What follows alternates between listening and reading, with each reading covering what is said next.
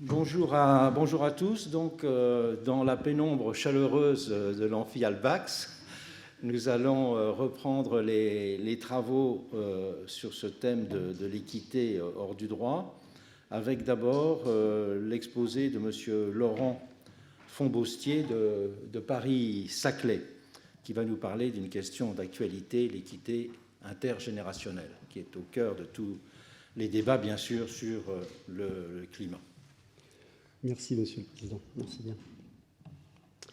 Bien, je remercie infiniment le professeur Mantovani de m'avoir permis de m'exprimer ce matin. J'aimerais, si vous le voulez bien, ouvrir mon propos par de très brèves évocations notionnelles, en rappelant simplement peut-être que les notions d'équité, d'égalité, le caractère équitable de la répartition, de la distribution, les notions d'inter- et d'intragénérationnel ont tout à fait leur place du côté des environnementalistes. Pour tout un tas de raisons sur lesquelles nous reviendrons évidemment, l'idée, d'un certain point de vue, c'est que s'il est très difficile de définir l'environnement lui-même autrement qu'à travers des continuités spatiales et temporelles, en revanche, on peut imaginer que pour l'humanité, le fait d'habiter ce lieu unique, ce lieu particulier qu'est la Terre, implique évidemment des réflexions tout à fait singulières du point de vue des conditions de la survie, d'une certaine forme de répartition des ressources et des biens qui nous sont ainsi donnés. D'anciennes réflexions sur le dominium pourraient être ici évidemment mobilisées. Je voudrais simplement donner une définition très provisoire de l'équité intergénérationnelle qui, effectivement, a été proposée dès 1992 lors du sommet de la Terre de Rio, c'est sans doute pas un hasard, avec pour conséquence une sorte de promotion d'un droit des générations futures. L'idée est relativement simple, en tout cas dans son fondement. Elle reprend certains principes éthiques classiques de justice sociale et d'équité, auxquels on va ajouter d'ailleurs une dimension explicitement, fortement temporelle, si je peux dire. La volonté explicite consiste tout simplement à éviter le report vers les générations futures d'un certain nombre de conséquences négatives inhérentes à nos activités, et en particulier ici, c'est ce qui nous intéresse, les conséquences environnementales, lato sensu, incluant évidemment le climat.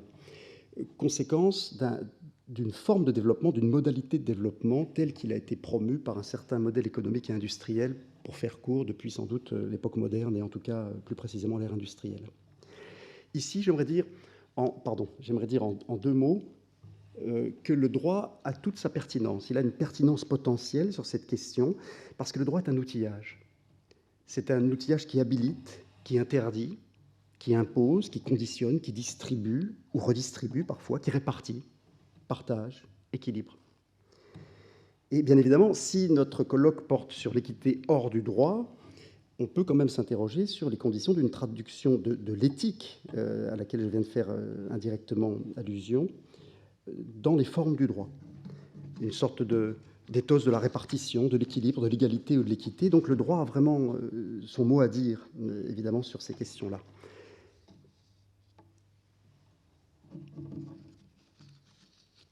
L'idée qui est centrale, me semble-t-il, en écologie politique, en tant qu'elle irrigue le droit de l'environnement dont je vais me préoccuper devant vous, c'est l'idée d'un dépassement de la position de l'individu et d'une façon de l'englober dans des entités ou des ensembles plus vastes qui lui préexistent. Et l'écologie politique est extrêmement attachée à cette philosophie, si je puis dire, d'une nouvelle répartition, d'un nouveau partage entre les parties et le tout. La plupart des grands écologues politiques sont traversés par ces questions de l'insertion de l'individu dans des ensembles plus vastes qui lui préexistent et qui, à certains égards, lui survivront. On comprend donc bien la pertinence du sujet ici, même si le titre du colloque portait, vous vous en souvenez donc, sur l'équité hors du droit, ce qui va m'inviter peut-être à, sans jouer sur les mots évidemment, mais à proposer une réflexion en quelques mouvements, si vous me le permettez, en expliquant tout d'abord que si l'équité intergénérationnelle est hors du droit du point de vue de l'environnement, elle est en réalité aux abords du droit. Elle est aux abords du droit à travers un certain nombre de traces ou empreintes de l'équité, d'un souci d'équité intergénérationnelle dans le droit, et en particulier dans le droit de l'environnement, des empreintes assez visibles. Mais j'essaierai de dire dans un second temps, dans un deuxième temps, que cette insertion timide, à travers des traces et des empreintes, se heurte en réalité à des vents si puissamment contraires que l'équité intergénérationnelle semble pour l'heure rester effectivement hors du droit. Ce qui me conduira à m'interroger en manière d'ouverture très rapide sur quelques-unes des conditions assez générales qu'il conviendrait de réunir pour que véritablement cette équité intergénérationnelle environnementale traverse le droit.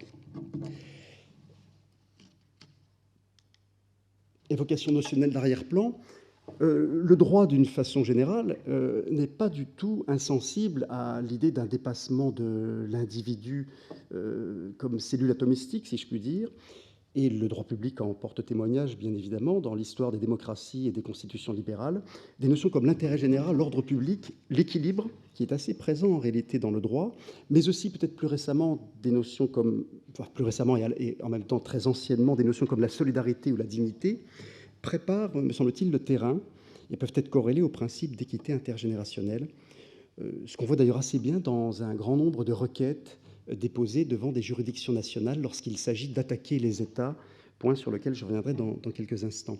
Et puis, il ne faut pas négliger le fait que dans le droit de l'environnement en particulier, on a toute une nébuleuse, si je puis dire, de notions, de concepts, de paradigmes, et d'ailleurs à tous les étages des systèmes juridiques internationaux, étage international, européen, national, à travers des notions qui, évidemment, font sens du point de vue de l'équité intergénérationnelle lorsqu'il s'agit, par exemple, d'évoquer le patrimoine commun de l'humanité, les biens communs, les communs, créant une sorte de halo de bénéficiaires, en quelque sorte, même si j'oublie ici les controverses sémantiques sur le fond, sur la question des biens ou des communs.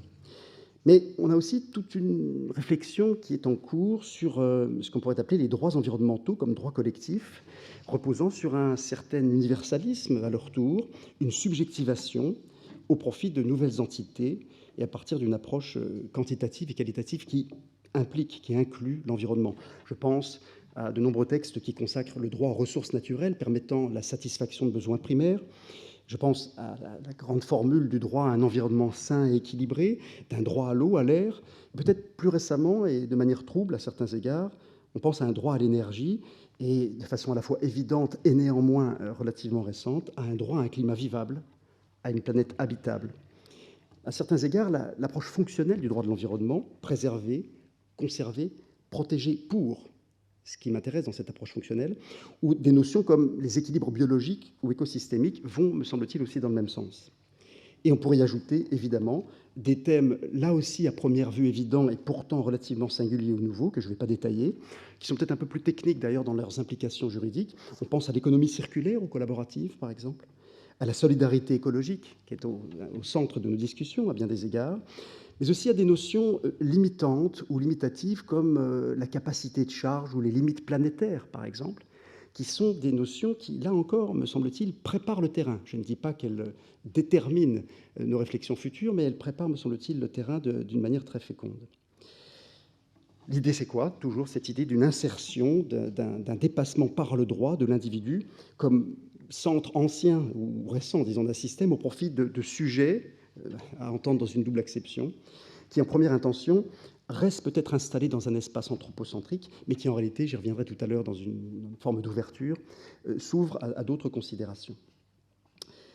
Donc notre sujet, néanmoins, repose, me semble-t-il, quand on resserre un peu la focale, sur des notions que le droit, évidemment, connaît très bien, qui sont apparemment techniques et qui sont en même temps comme des paradigmes dont je vais dire quelques mots, et qui sont des paradigmes forts, comme le développement durable ou les générations futures, la seconde notion étant d'ailleurs à bien des égards incluse dans la première. Alors, ces notions, en réalité, ce sont peut-être parmi les plus mobilisées aujourd'hui par les acteurs du droit, et notamment les acteurs contentieux du droit, et j'en dirai un mot dans quelques instants, mais si vous me le permettez, avant cela, je voudrais peut-être évoquer les traces textuelles, pardonnez-moi, les traces textuelles de l'équité intergénérationnelle, car l'équité intergénérationnelle est entrée dans le droit de l'environnement à travers plusieurs textes internationaux. Je pense notamment au rapport Stern du 30 octobre 2006 sur l'économie du changement climatique. Et puis on a de nombreux textes sur lesquels je ne vais pas m'appesantir, qui sont des textes souvent non contraignants du droit international, qui mentionnent plus ou moins explicitement ce principe d'équité intergénérationnelle. on a des éléments implicites, me semble-t-il, dans la déclaration de Stockholm de 1972, un peu plus précis à Rio en 1992. Et puis, je pense aussi à la déclaration mondiale de l'UICN, l'Union internationale pour la conservation de la nature, sur l'état de droit environnemental, qui reconnaît à demi-mot le principe d'équité intergénérationnelle. Et à Rio plus 20, on s'aperçoit d'ailleurs que de 20 ans en 20 ans, 1972 Stockholm, Rio 92 et 20 ans plus tard Rio plus 20 en 2012, on voit bien une sorte d'acuité croissante sur les réflexions concernant ce principe d'équité, puisque l'article 3 de la déclaration Rio plus 20 reconnaît la pertinence du principe d'équité intergénérationnelle. Et puis bien sûr, ça va sans dire, très nombreux textes, vous pouvez l'imaginer, qui consacrent le développement durable et les générations futures. Il est même inutile d'en parler tant ces textes sont pluriels et se ramifient d'ailleurs dans des directions ou des champs d'activités humaines extrêmement différents et variés. Peut-être un mot néanmoins pour dire que la définition bien connue du rapport Brundtland de 1987 a été très largement reprise et commentée et a surtout fait l'objet d'une insertion en droit national en France en 2005, à travers la Charte de l'environnement de 2004, dont le considérant 7 du préambule énonce en effet, ça peut nous servir de guide, si je puis dire, pour la suite, je le cite, « Afin d'assurer un développement durable, les choix destinés à répondre aux besoins du présent ne doivent pas compromettre la capacité des générations futures et des autres peuples à satisfaire leurs propres besoins ». Ce qui, en dépit de tous les problèmes qu'une telle affirmation négative fait surgir, nous met bien, me semble-t-il, au cœur de notre sujet.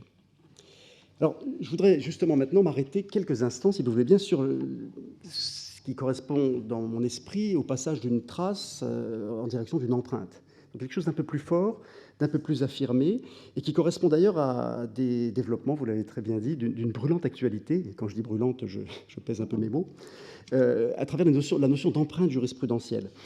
L'équité intergénérationnelle apparaît en jurisprudence et d'une façon croissante. Et avant même d'évoquer de manière très rapide 3 décisions récentes, je voudrais que nous comprenions bien à quel point la chose est aiguë et véritablement actuelle.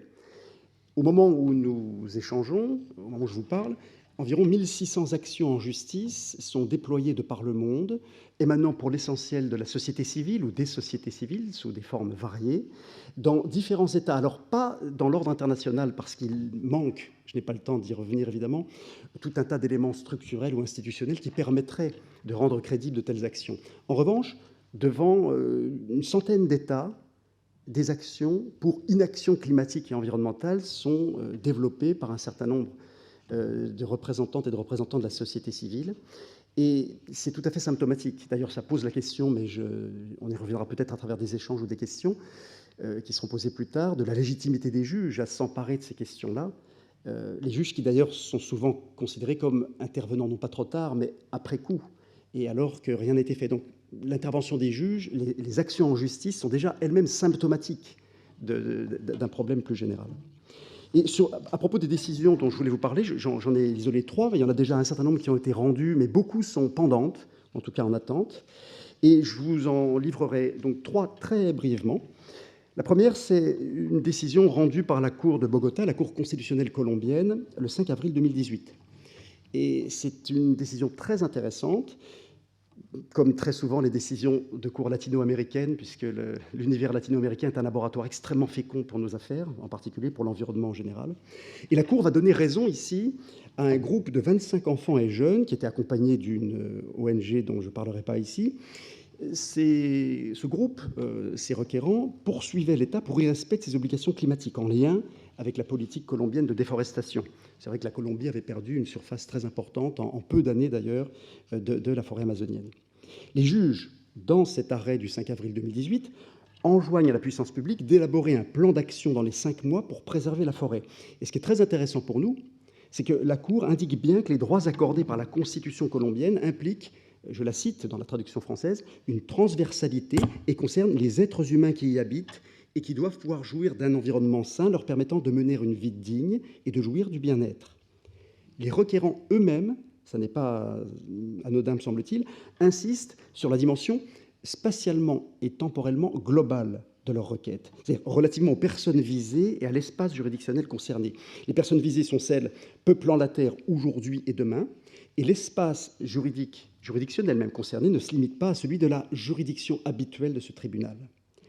La Cour, son raisonnement est intéressant, après avoir examiné l'ampleur des conséquences de la déforestation, déclare que celle-ci contrevient, je cite, aux principes de précaution, d'équité intergénérationnelle et de solidarité, et qu'elle menace ainsi, très intéressant, à court, moyen et long terme, les droits des enfants, des adolescents et des adultes, ainsi que les droits environnementaux des générations futures. C'est la formulation de la Cour dans son arrêt du 5 avril 2018.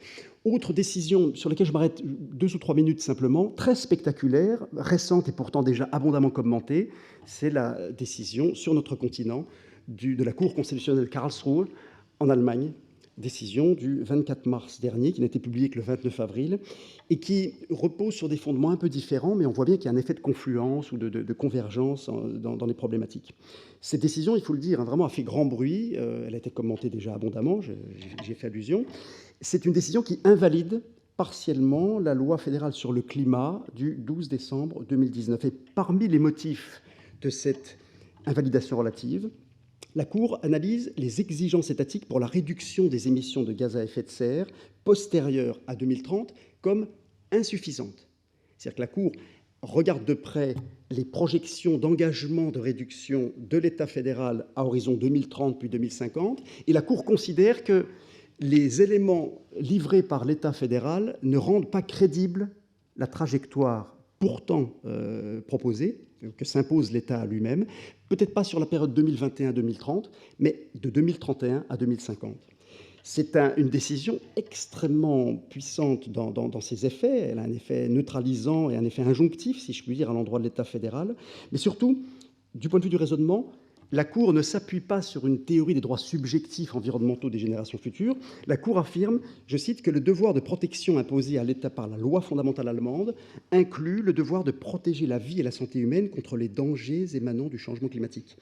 Et la Cour ajoute qu'une telle nécessité peut donner lieu à un devoir de protection objectif, même au profit des générations futures, même si, au point 146 de la décision, la Cour prend bien le soin de préciser que, je la cite à nouveau, cette obligation de protection intergénérationnelle est toutefois uniquement de nature juridique objective, car les générations futures ne sont actuellement pas en mesure d'exercer les droits fondamentaux, que ce soit dans leur intégralité ou comme la somme des personnes individuelles vivant uniquement dans le futur.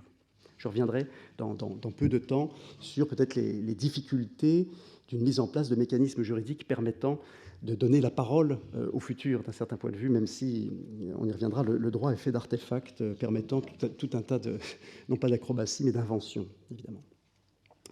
Dernier point peut-être, en 2 mots, du côté de la France, où on est parfois un peu timide ou rétif, il faut bien dire que le Conseil constitutionnel bouge un peu sur ses appuis, il est d'ailleurs souvent bousculé en ce sens, et dans une décision un tout petit peu plus ancienne que la dernière, mais elle-même récente, du 31 janvier 2020, le Conseil constitutionnel a eu l'occasion de nous dire, après avoir rappelé que l'avenir et l'existence même de l'humanité sont indissociables de son milieu naturel, et après avoir rappelé également que l'environnement est le patrimoine commun des êtres humains, le Conseil a affirmé que la protection de l'environnement, justement comme patrimoine commun des êtres humains, constituait un objectif de valeur constitutionnelle.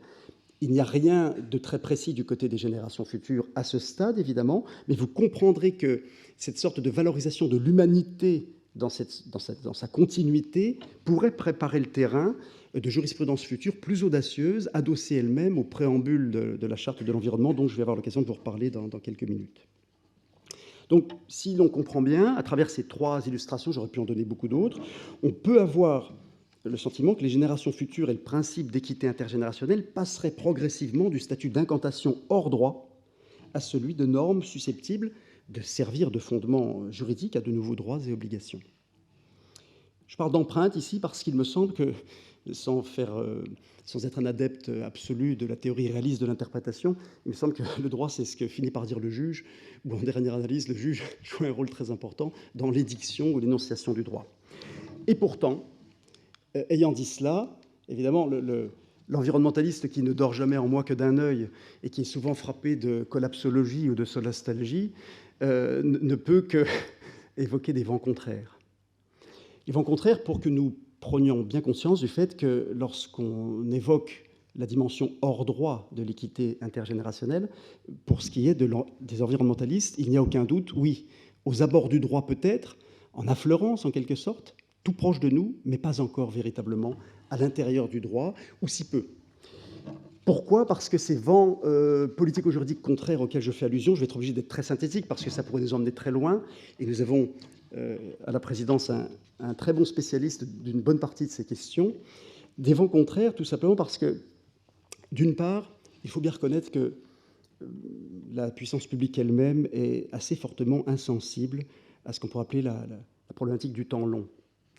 Et Pierre Rosanvallon a écrit vraiment, ce n'est pas parce que je vous savais président que je vous ai relu à ce sujet, mais vous avez écrit des choses qui, moi, m'avaient beaucoup intéressé à l'époque.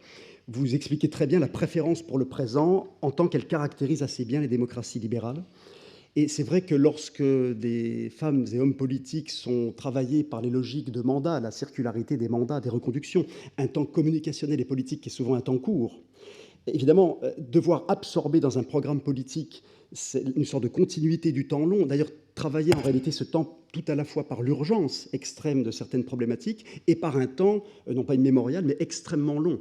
La gestion des déchets nucléaires, en deçà des dizaines de milliers d'années, vous ne me dérangez pas. Ce sont vraiment des éléments tout à fait centraux.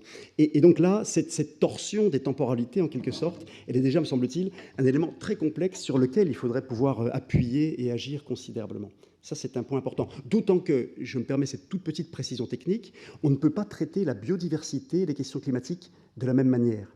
Les effets retour sur investissement d'une décision politique, du point de vue du climat, c'est extrêmement simple. Dans les 20 ans qui viennent, vous oubliez. L'effet inertiel des considérations climatiques fait qu'on travaillerait véritablement avec une sorte de sentiment de sacrifice des générations présentes au profit de celles et ceux qui apparaîtraient dans 20 ans. C'est un point. En revanche, la résilience écosystémique nous permet de penser que les approches en termes de biodiversité, de dépollution, sont, à mon avis, beaucoup plus réceptifs à une action publique et en tout cas à une crédibilité de l'engagement public sur ce terrain-là. Il ne faut pas oublier non plus que les considérations climatiques auxquelles j'ai fait allusion sont souvent, comme sur ces questions qui dépassent le cadre d'un État, très peu préhensibles par un État appréhendé, si je puis dire, lui-même dans sa souveraineté habituelle. Donc, cette question du temps, déjà, de la temporalité, c'est une question centrale et qui agite et secoue considérablement nos espaces démocratiques. Il faut y ajouter, et évidemment, de très nombreux travaux ont été menés sur ce sujet-là, il faut y ajouter une incertaine représentation du futur dans ce que j'ose appeler maintenant les démocraties en voie de défossilisation post-représentative. De défossilisation de la démocratie, le jeu de mots est un peu faible, j'en conviens. Néanmoins, il est peut-être plus intéressant qu'on pourrait le croire en première intention, parce que véritablement, si l'enjeu est, sur le plan climatique, celui d'une défossilisation de la démocratie, cela signifie aussi qu'il faut la défossiliser d'une autre manière.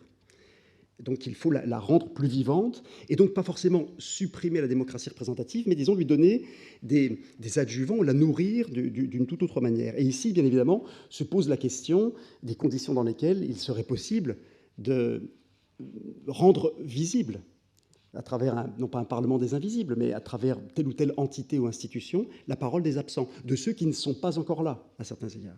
Alors je vous dirai dans un instant, et enfin dans très peu de temps, et pour conclure, à quel point, en réalité, la continuité même des générations nous impose de considérer que l'espace et le temps de l'humanité sont non pas confondus, mais présentent des accointances évidentes. Donc ici, comment se représenter effectivement le futur? Alors on peut penser au Conseil des générations futures, on peut penser à la Chambre du futur, que Dominique Bourg avait appelé de ses voeux. Tout un tas de techniques institutionnelles sont proposées aujourd'hui, mais souvent, elles font... Alors, je ne dis pas qu'elles sont absolument inefficaces, mais disons qu'elles se heurtent ensuite, elles se fracassent contre les conditions générales de production de la décision publique. Et le plus souvent, ce qui est incarné, et d'ailleurs à travers qui? Des membres de la société civile, un conseil des jeunes, par exemple, ou alors des experts. Mais la décision publique est elle-même toujours beaucoup plus complexe que les inputs qu'on y fait entrer. Donc, ces considérations nous permettent de penser qu'aujourd'hui, cette façon d'essayer d'incarner le futur dans des institutions concrètes et présentes a sans doute un intérêt, mais très sincèrement ne va pas extrêmement loin. Presque dernier point, si vous me le permettez.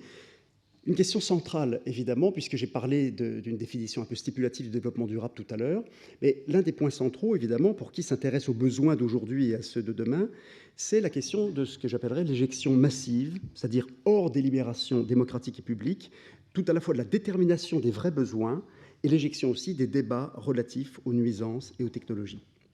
Et pour qui s'intéresse au débat, justement, sur l'équité intergénérationnelle, ce point me paraît absolument central, tout simplement parce que les questions environnementales et climatiques sont encore aujourd'hui, dans le cadre du développement durable, considérées comme devant faire l'objet de conciliations tièdes, et elles sont surtout considérées comme l'éternelle variable d'ajustement. Nous le savons, et d'ailleurs nous en tirons les conséquences, nous en constatons les conséquences scientifiques à peu près tous les jours. Autrement dit, on annonce, d'un certain point de vue, un horizon, une sorte de flèche du temps par une détermination des besoins, puisque cette limite est liée au fait que les besoins du présent sont, d'un certain point de vue, orientés par la possibilité que des besoins futurs persistent encore, bien évidemment avec des questions très complexes de détermination de leur contenu, ça c'est tout sauf simple. En revanche, dès qu'on descend dans le détail des décisions prises, dans le détail des jeux de lobbying évidemment et des jeux d'acteurs, on s'aperçoit que, au lieu d'être vectorisé dans une position d'intégration profonde, l'environnement est non pas marginalisé, mais il est mis sur un pied d'égalité, alors que nous savons bien que l'environnement, le climat, relève en réalité des conditions même de possibilité d'existence du reste. Et cette absence de verticalité, alors qu'elle est annoncée d'un certain point de vue en filigrane ou implicitement dans le texte, véritablement, je tiens à communiquer avec vous sur ce point. C'est un point, me semble-t-il, absolument central. Et d'ailleurs, toutes les réflexions menées aujourd'hui sur les limites planétaires, sur, d'un certain point de vue, une forme de hiérarchisation des valeurs que l'on accepterait enfin, ça nous ferait sans doute sortir d'une forme d'économie libérale, c'est vrai, car en économie libérale, le besoin est, à la mesure des ressources sur lesquelles on s'illusionne, sans limite. Alors que ce qui nous est indiqué par les enjeux climatiques et environnementaux, c'est tout l'inverse. Mais pour l'instant, une fois encore, derrière les mots, la réalité des choses telles qu'elles se déroulent, c'est une compréhension qui, du point de vue des écologistes, enfin des écologues, pardon, et du point de vue des environnementalistes, est un non-sens. Véritablement. Donc, l'éjection d'une véritable et profonde détermination des besoins de la sphère délibérative, sphère qu'il faudrait d'ailleurs elle-même, vous le savez, profondément revisiter. Je n'ai pas le temps, pardonnez-moi, Président, je sais qu'il me reste peut-être un tout petit quart, 10 minutes à peu près, c'est ça ? Je vous remercie, cher Président. Je n'ai pas le temps d'entrer dans le détail technique de ce qui, par exemple, dans la Charte de l'environnement, me permettrait de vous donner à voir les contradictions intime ou interne du texte. Puisque d'un côté, nous avons donc un considérant 5 de la Charte de l'environnement que je vous lis et qui nous dit « Considérant que la diversité biologique, l'épanouissement de la personne et le progrès des sociétés humaines, ça nous emmène du côté de notre sujet, vous l'aurez compris, sont affectés par certains modes de consommation et de production et par l'exploitation excessive des ressources naturelles. » Ça, c'est le considérant 5 du préambule de la Charte, dont le Conseil constitutionnel nous a bien dit le 7 mai 2014 qu'il a valeur constitutionnelle. Le considérant 7, je l'ai lu tout à l'heure, c'est le développement durable, que les besoins d'aujourd'hui soient déterminés en partie par la possibilité de satisfaire ceux du futur et des peuples d'à côté. Double entrée, évidemment, spatio-temporelle, l'humanité d'aujourd'hui, mais à côté aussi. Mais nous avons en face de cela, comme un ver dans le fruit, comme un cheval de Troie, nous avons le considérant 6 du même préambule qui nous dit considérant que la préservation de l'environnement doit être recherchée au même titre que les autres intérêts fondamentaux de la nation, au même titre que, signifie bien que l'on met à nouveau les questions environnementales sur un pied d'égalité, alors que nous le savons, à bien des égards, elles conditionnent le champ social en partie et l'économie assurément.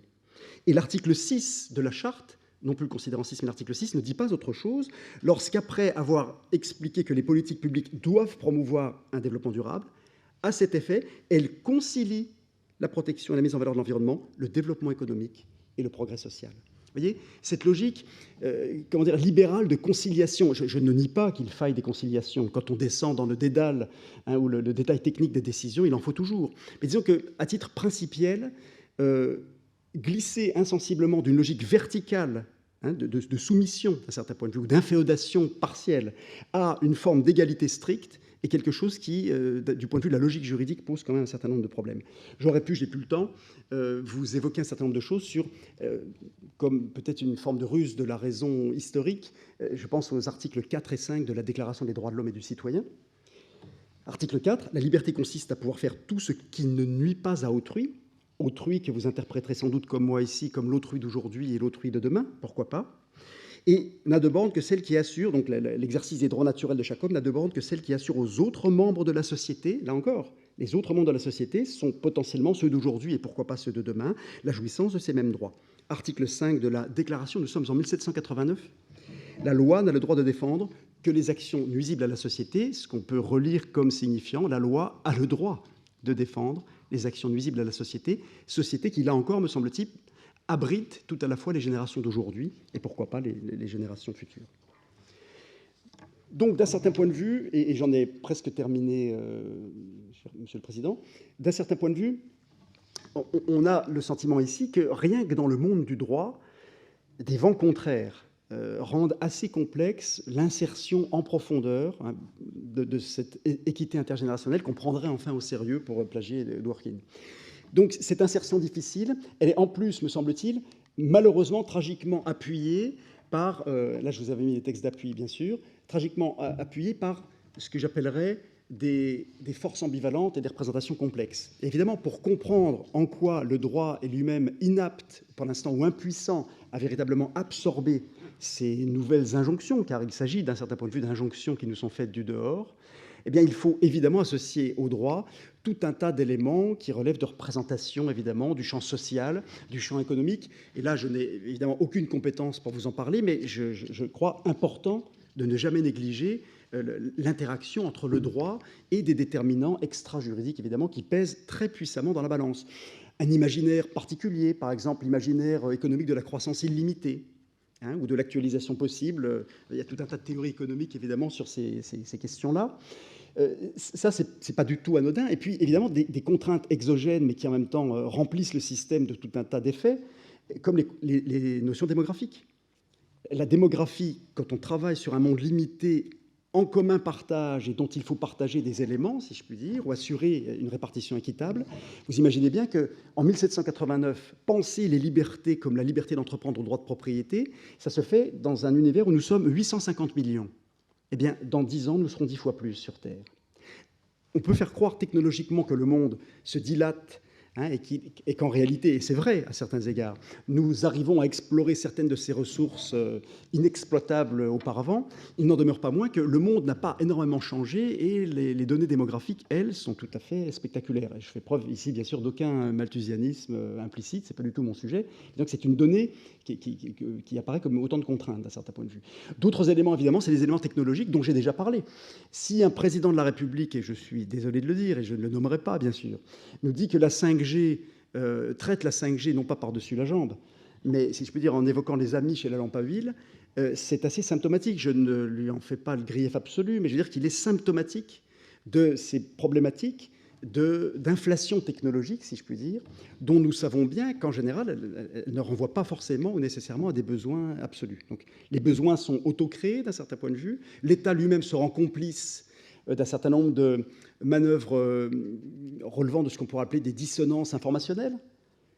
Et les derniers éléments de cette complicité-là, nous les avons dans le glissement d'un parc automobile thermique vers un parc automobile électrique, où là, véritablement, je n'ai pas le temps, mais on pourrait passer beaucoup de temps à expliquer en quoi l'État ne joue pas, me semble-t-il, son rôle, en se rendant complice d'informations tronquées, trompeuses, évidemment, qui, bien sûr, du point de vue de l'éducation et de l'information aux vrais enjeux, pose tout un tas de questions. On s'arrête à la prise électrique pour dire les choses de manière très simple, et en réalité, c'est non pas une absence de solution totale, mais disons que si on ne couple pas les technologies avec des révolutions coperniciennes extrêmement nombreuses et profondes, sincèrement, ça va être très, très compliqué de s'en sortir. Pardonnez-moi cette expression un peu triviale. J'ai pratiquement fini. Peut-être un mot. Alors, je suis désolé, c'est un peu pompeux peut-être, les éléments de ce slide-là. plus j'avance dans mes modestes lectures, plus je me dis que je pense un peu au droit comme Épicure pense à la mort dans la lettre à Ménécée. C'est-à-dire que j'ai l'impression que tant que les conditions extérieures ne sont pas réunies, le droit est inutile, et quand elles le seront, il sera de peu d'utilité. C'est un peu comme la mort chez Épicure. Tant qu'elle est, nous ne sommes pas, et quand elle est, nous ne sommes plus. Enfin, tant que nous sommes, elle n'est pas, etc. Sincèrement, je crois véritablement qu'il faut travailler sur les représentations des représentations. C'est-à-dire que l'outillage juridique lui-même, s'il n'est pas très profondément réinvesti par des représentations nouvelles, ne pourra que décevoir à bien des égards. Et je vous dis ça parce que l'environnementaliste est souvent celui qui, au chevet des problèmes planétaires, se trouve déçu. Je le dis sincèrement, malheureusement c'est comme ça. Il y a peut-être des professions dans lesquelles on s'en sort mieux, ou des métiers du droit dans lesquels on peut se frotter les mains. Pour nous, c'est un petit peu plus compliqué. Donc cette idée, j'ai mis ça en vers, peut-être d'une façon un peu grossière, là encore, d'une réinscription du sujet individu dans ce que j'appellerais ici un holisme post-contemporain, où se rejouerait autrement la dialectique du tout et des parties. Habiter en vivant, pour détourner un titre de Vinciane Després, ça me semble être déjà... Alors, bien sûr, c'est beaucoup plus facile, et les philosophes le savent bien mieux que moi, hein, c'est beaucoup plus facile à affirmer qu'à réaliser concrètement. Mais en tout cas, cette idée qu'il faudrait se départir d'une sorte de vision monadologique, atomisée des individus pour refaire société autrement, et dans une perspective inclusive, sur laquelle je vais revenir juste pour finir, c'est une idée qui me semble absolument centrale.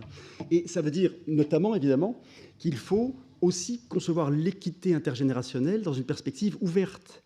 Et là, c'est sans doute l'une des thématiques les plus, non pas nouvelles, elle est à la fois ancienne, la personnification de la nature est très nouvelle. L'idée, c'est donc de dépasser la dimension anthropocentrée, ce qui d'ailleurs retire toute son utilité au terme environnement dans ma présentation, dépasser évidemment la dimension anthropocentrée pour une forme d'écocentrisme bien compris. Et tout ça, c'est la question de l'achèvement des Lumières, d'une part, me semble-t-il. C'est aussi la reconquête d'un humanisme, mais d'un humanisme inclusif. Et quand je dis ça, je suis vraiment désolé. On pourrait passer beaucoup de temps sur ces sujets-là. Mais je crois que ce sont des déterminants de la fabrique du droit, en réalité, qui sont tout à fait essentiels, me semble-t-il. Et donc, il faudrait quitter l'intergénérationnel anthropocentré en faisant une place, je dirais, au droit du vivant non humain, par exemple. Et dans l'affaire du fleuve Atrato en Colombie en 2016, il était question déjà de cela, hein, et de nombreuses entités permettant le vivant ou de nombreuses entités vivantes font l'objet d'une réflexion, d'une appropriation personnificatrice par le droit, et qui pourrait avoir évidemment des effets sur l'inclusion dont je parle, hein. Autrement dit, ce ne serait plus seulement les droits d'aujourd'hui pour les humains, ou de demain même, mais des droits coextensifs d'un certain point de vue, mais avec vraiment une idée d'interdépendance et de continuité extrêmement forte. Voilà, je vais terminer, si vous le voulez bien, avec simplement cette toute petite image au fil de l'eau, parce que mon sentiment, en ayant travaillé ce sujet, je serais très heureux de pouvoir peut-être tout à l'heure en débattre avec vous, mon sentiment, c'est qu'à certains égards, l'intergénérationnel renvoie aux générations futures comme un point de fuite. Notion qui aurait une sorte de valeur heuristique, si je peux dire explicative, mais qui échouerait du point de vue de ces figurations les plus concrètes à nous faire prendre conscience d'un certain nombre de choses. Donc ça resterait une sorte, non pas d'utopie, mais d'abstraction à certains égards. Et c'est la raison pour laquelle je proposerais volontiers, c'est une métaphore simplement, hein, mais la métaphore du fleuve, j'imagine, comme pour la cour colombienne, un fleuve au bord duquel, ce serait l'Amazone, ça peut être l'Atrato ou d'autres, d'ailleurs le Wanganui par exemple, ou d'autres, fleuve au bord duquel on aurait plusieurs communautés, pourquoi pas les Wayapi par exemple. Et ces communautés habiteraient pour l'une d'elles en amont du fleuve et pour l'autre en aval. Et vous avez bien sûr vu la métaphore grossière du fleuve comme espace, évidemment, espace fluide, mais aussi comme fleuve, le fleuve comme incarnant, du point de vue de l'image, le cours du temps.